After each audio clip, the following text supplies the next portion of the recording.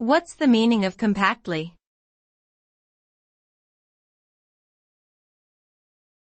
Compactly.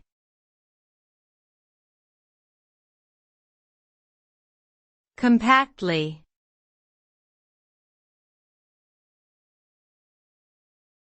Compactly.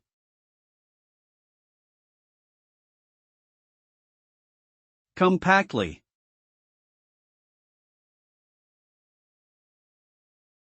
Compactly means something is designed or arranged to take up minimal space.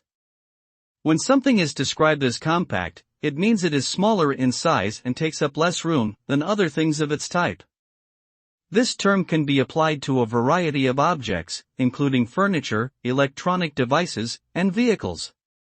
In general, compact items tend to be more efficient, practical, and easier to transport or store.